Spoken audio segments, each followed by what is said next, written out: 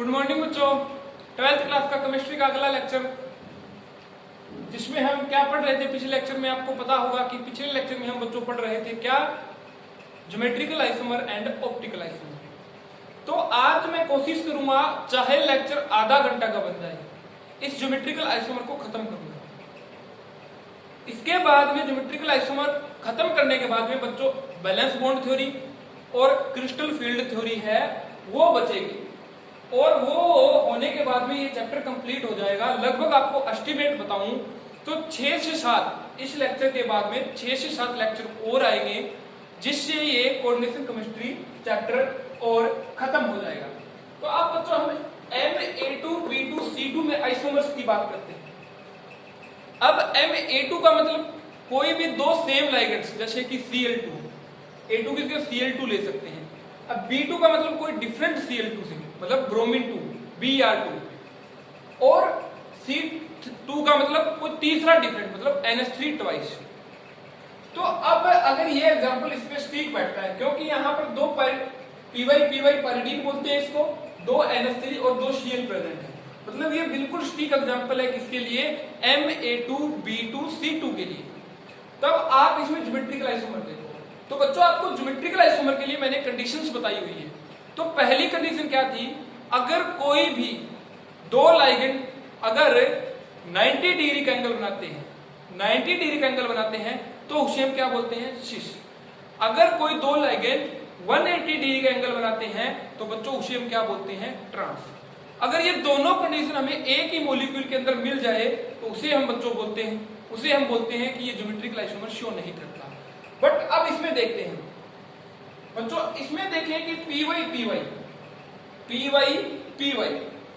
अब py की बात करूं मैं, सबसे पहले देखो आप कि ये py का मतलब बच्चों ये ऐसे 90 डिग्री के एंगल पे प्रेजेंट है, मतलब ये py बाहर की तरफ मान लो और ये क्लोरीन अंदर की तरफ मान लो, लाइक दैट। ये py ऐसे निकला हुआ है बाहर की तरफ और एक py यहाँ पर है, तो इन दोनों के बीच में एंगल कितना हुआ बच्चों, 90 डिग्री का एंगल हुआ।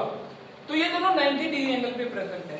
अगर अब आपको क्या चेक करना है कि ऐसा कोई तो नहीं है जहां py दूसरा 180 डिग्री पे भी प्रेजेंट हो सेम मॉलिक्यूल के अंदर।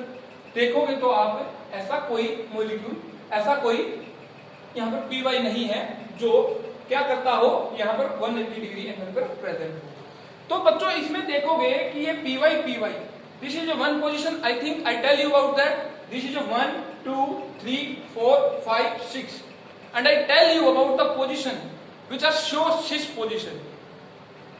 2 and 3 are cis position and 4 and 5 also cis position and 6 and 1 also cis position. तो बच्चों ये एक cis ज्योमेट्रिकल आइसोमर है, ठीक है। अभी आप इसी में हम देखते हैं, क्या देखते हैं हम, अब इसी में हम चेक करते हैं बच्चों ऑप्टिकल आइसोमर। अब आप इसमें देखोगे कि बच्चों ऐसे लिया मैंने, ये सेंट्रल मेटल एटम हो गया, कोई दिक्कत नहीं इस बात में। इसके ऊपर py है, इसके नीचे Cl है, अंडरस्टैंड। और यहाँ पर NH3 और यहाँ पर भी NH3 और ये Cl और ये py। अगर इसको इस प्लेन के अनुसार काटता हूं मैं तो ऊपर py है बच्चों, नीचे क्या है, Cl। तो दोनों हाफ इक्वल हाफ में नहीं कटा, मतलब इसमें प्लेन ऑफ सिमेट्री प्रेजेंट नहीं है। इतने से काम नहीं चलेगा बच्चों, ये प्लेन भी चेक करेंगे हम, ये प्लेन भी चेक करेंगे और ये प्लेन भी चेक करेंगे। अगर इस प्लेन के हिसाब से काटूं मैं इसको तो py Cl तो आधे आधे कट जाएंगे, जो ऊपर py प्रेजेंट है और नीचे Cl प्रेजेंट है, वो क्या करेंगे, आधे आधे कट जाएंगे। परंतु आप देखोगे कि इस साइड तो बच्चों NH3 है, इस साइड क्या है, py एंड Cl। तो कुल मिलाकर बात करें तो इसमें कोई भी प्लेन ऑफ सिमेट्री प्रेजेंट नहीं है। अगर बच्चों प्लेन ऑफ सिमेट्री प्रेजेंट नहीं होती है तो वो क्या करता है, ऑप्टिकल आइसोमर शो करता है। तो ये क्या शो कर रहा है, optical isomer, OI, it is an optical isomer. अब आप ये हमने बच्चों सिस देख लिया इसका, अब हम इसके ट्रांसफॉर्म देखते हैं। सिस तो हमने देख लिया, अब हम ट्रांसफॉर्म देखते हैं। ट्रांसफॉर्म ये याद करने का तरीका बताऊं बच्चों, एक बार तो सारों को सिस पे रख दो, लाइक दैट।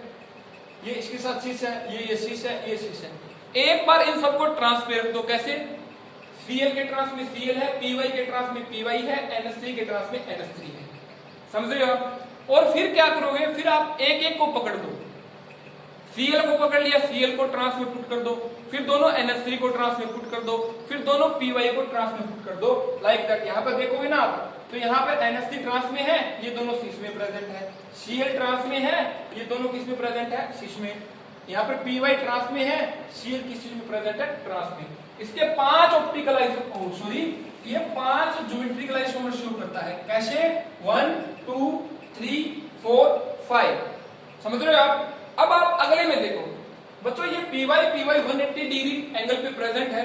अगर हम Py को कंसीडर करके चले, अगर हम Py को कंसीडर करके चले तो ये 180 डिग्री पे प्रेजेंट है, तो ये एक दूसरे के ट्रांस में प्रेजेंट है कि नहीं? ट्रांस कौन सी साइड होती है? 1 2 3 4 5, 2 and 5 are trans, 2 and 5 are trans. समझ रहे हो इस बात को आप? और ये दोनों cis में प्रेजेंट है। अगर हम Py के विद रिस्पेक्ट बात कर रहे हैं तो ये ट्रांस मॉलिक्यूल है। अब आप इसमें देखोगे कि कोई भी सेंटर ऑफ सिमेट्री प्रेजेंट है कि नहीं। ये मैंने लिख दिया कि ये बच्चों cis है और ये क्या है, ट्रांस। तो अब सेंटर ऑफ सिमेट्री बात करूं मैं, ऊपर और नीचे दोनों बच्चों Py प्रेजेंट है। यहाँ पर क्या है, NH3 Cl Cl। ये प्लेन कट आउट हो जाएगा कि नहीं हो जाएगा? अगर ये प्लेन हमें मिल गया या प्लेन ऑफ सिमेट्री मिल गई, इसका मतलब क्या हुआ, यहां पर ऑप्टिकल आइसोमर नहीं बनेगा। क्या नहीं बनेगा? ऑप्टिकल आइसोमर नहीं बनेगा। तो ये दोनों स्ट्रक्चर्स आपकी क्लियर हो गई, तो मैं इन्हें रब कर देता हूं अब।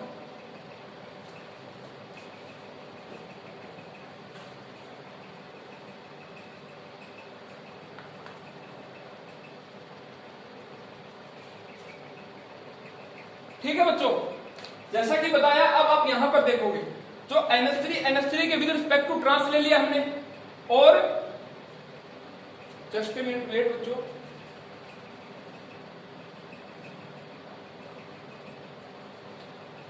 NH3 के रिस्पेक्ट में हमने ट्रांस ले लिया।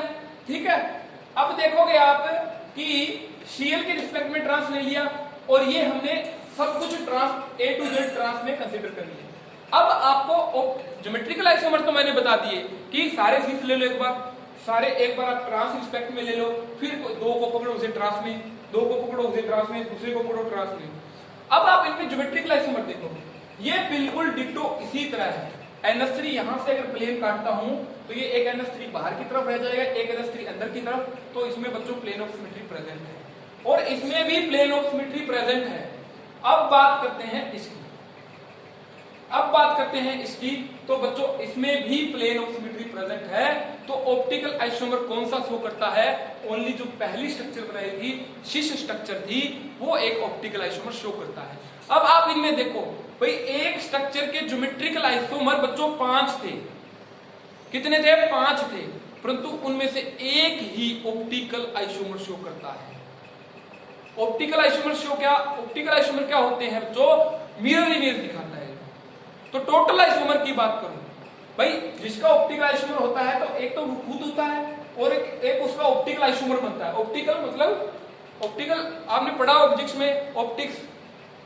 ठीक है, तो मतलब 5 तो ये खुद ज्योमेट्रिकल आइसोमर है, और एक इनका ऑप्टिकल आइसोमर है। तो टोटल आइसोमर के बारे में पूछ ले तो बच्चों टोटल आइसोमर इनके कितने होंगे? 6 होंगे। समझ रहे हो आप इस बात को? ठीक है, तो अब हम अगला देखते हैं बच्चों, क्या है।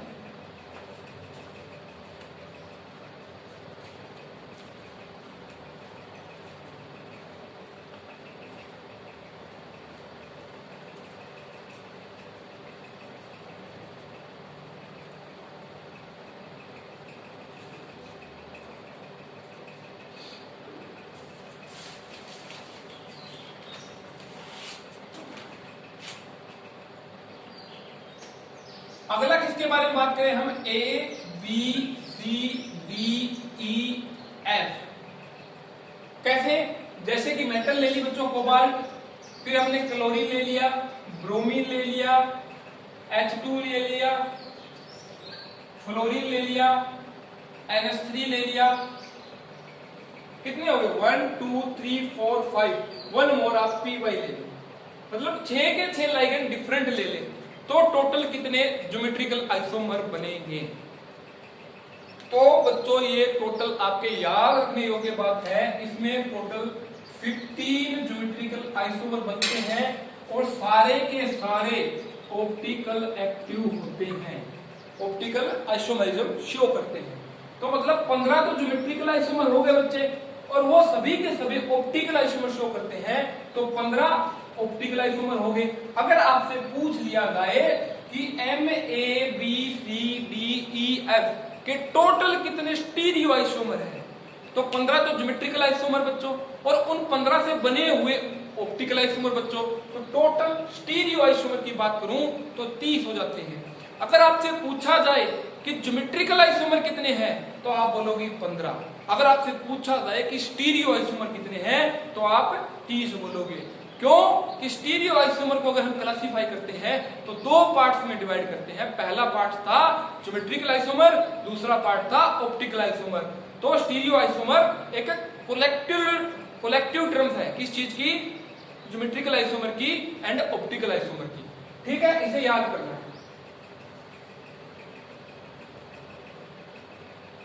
अब देखो अगला आइसोमर के बारे में बात करते हैं।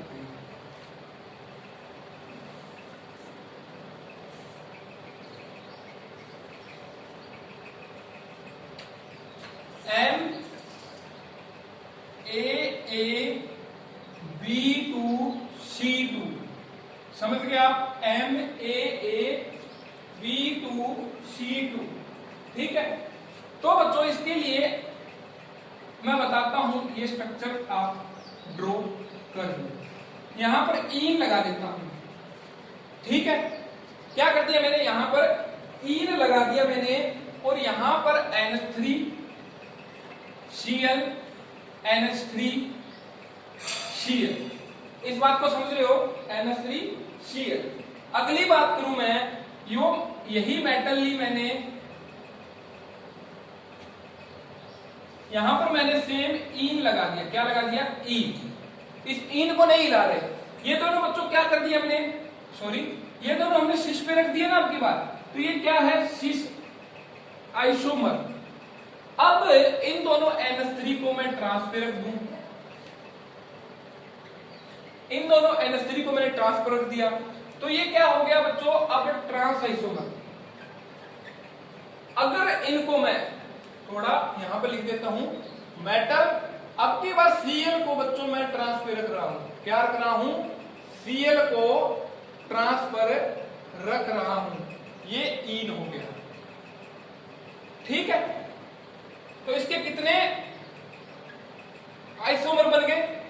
तो बच्चों इसके टोटल आइसोमर बन गए कितने? 3। उनमें से एक क्या है?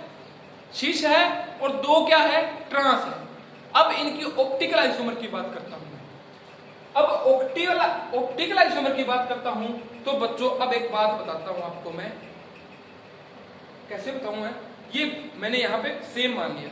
यहां से ये पहले जो हमने अलग अलग लिया था ना, ये NH3 अलग है और ये NH3 अलग है। देखो NH3 अलग लिया था ना, परंतु आप अगर इसमें देखोगे तो ये एक धागे से बांध दो चाहे, क्योंकि ये क्या है? ईन होता है, बाइडेंटेड लिगेंड होता है। कैसा?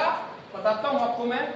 ऐसा होता है NH2 NH2, यहां पर N एटम से बाउंड है, N एटम लगा हुआ है।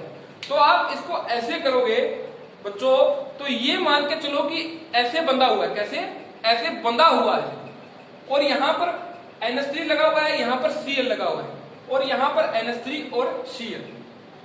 तो अगर आप इसको काटते हो तो एक इस प्रकार का मार्कर टाइप का, मान लो धागे को मोटा धागा है, तो मार्कर को बीच से काटोगे तो आधा आधा कट जाएगा कि नहीं कट जाएगा? तो ऊपर वाला प्लेन भी सेम, नीचे वाला प्लेन भी same, in the case at the marker place, ठीक है। तो अब देखो, तो बच्चों ये NH3 आधा कटना है कि नहीं? अगर इस NH3 को आधा काटते हैं, इस NH3 को आधा काट देते हैं, क्योंकि ये प्लेन है। प्लेन वाले तो मॉलिक्यूल स्फेरिकल होते हैं, वो हमेशा ही उसमें से प्लेन ऑफ सिमेट्री पास हो जाती है। परंतु ऊपर वालों को देखें, ये NH3 और ये Cl है, तो ये दोनों डिफरेंट इन्वायरमेंट हो गया कि नहीं हो गया? अगर इन्वायरमेंट बच्चों डिफरेंट हो गया तो इसमें प्लेन ऑफ सिमेट्री प्रेजेंट नहीं है। अगर प्लेन ऑफ सिमेट्री प्रेजेंट नहीं होती है तो क्या करोगे कि वो ऑप्टिकल आइसोमर शो करता है। इन दोनों में देखो आप, अगर इन दोनों में देखते हो तो प्लेन ऑफ सिमेट्री आपको मौजूद मिलेगी। चेक करो आप कि इनमें प्लेन ऑफ सिमेट्री प्रेजेंट है या नहीं। अगर है तो कितनी, तो आप देखोगे कि इन दोनों में बच्चों प्लेन ऑफ सिमेट्री प्रेजेंट नहीं है। इसमें केवल एक प्लेन ऑफ सिमेट्री, इसमें प्लेन ऑफ सिमेट्री प्रेजेंट है, इसमें भी है, इसमें नहीं है। तो मतलब इसका ऑप्टिकल आइसोमर बनेगा। तो मतलब इसका एक तो बच्चों ऑप्टिकल आइसोमर हो गया 1, ज्योमेट्रिकल आइसोमर बच्चों कितने हो गए 3, तो टोटल स्टीरियो आइसोमर कितने हो गए 4। आई थिंक आपका ये डाउट क्लियर हो गया होगा। अब अगला एग्जांपल देखते हैं।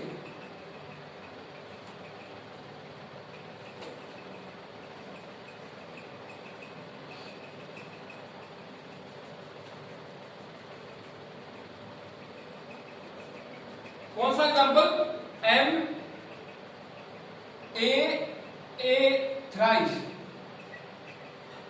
एम ए थ्राइस का मतलब कि 3 लाइगेंड प्रेजेंट है इसमें, और वो तीनों के तीनों लाइगेंड क्या है, वो तीनों के तीनों लाइगेंड बच्चों क्या है, बाइडेंटेड है। अगर ये बाइडेंटेड है, इसको बना के दिखाऊं बोर्ड पर, तो ये क्या हो गया, ये यहां पर ईन जुड़ा हुआ है, और यहां पर ईन जुड़ा हुआ है, और यहां पर ईन जुड़ा हुआ है। तो आप देखोगे कि तीनों के तीनों ईन है, तीनों के तीनों ईन है। तो इसके रिस्पेक्ट में देखो तो 180 है, इसके रिस्पेक्ट में देखोगे आप तो 90 है। तो मतलब ये ज्योमेट्रिकल आइसोमर शो नहीं करता। परंतु अब ऑप्टिकल आइसोमर की बात करो, अगर आप ऐसे देखते हो इसको, ऐसे इस प्लेन के अनुसार काटते हो आप इसको, तो आपको लगेगा सारा एक प्लेन में प्रेजेंट है, क्योंकि बोर्ड 2D होता है बच्चों, जिससे आपको लगता है कि सारा एक प्लेन में प्रेजेंट है। आधा ईन ऊपर आ जाएगा, आधा नीचे, आधा ऊपर आधा नीचे। तो आप बोलोगे कि ये ऑप्टिकल आइसोमर शो नहीं करता, परंतु बात ऐसी नहीं है। आपको मैं अभी समझाता हूं ये कैसे होती है।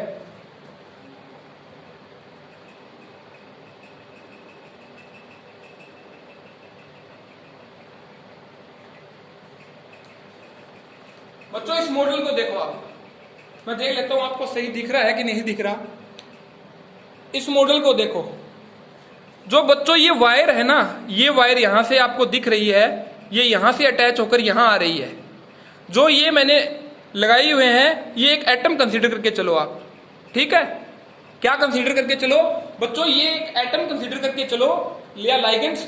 ये देखो, ये दो लाइगेंड आपस में जुड़े हुए हैं कि नहीं जुड़े हुए। और इसी प्रकार बच्चों अगर ऐसे इसे घुमाता हूं तो ये आपस में ऐसे जुड़े हुए हैं, और बच्चों इसको और घुमाता हूं तो ये आपस में ऐसे जुड़े हुए हैं। तो आप बताओ, अगर मैं यहां से इसका प्लेन करता हूं तो इसका ये बॉन्ड इस साइड है और ये बॉन्ड इस साइड है, तो दो बिल्कुल हाफ में कट आउट हो जाएगा कि नहीं हो जाएगा, आप बताओ मेरे को। देखो आप इसको,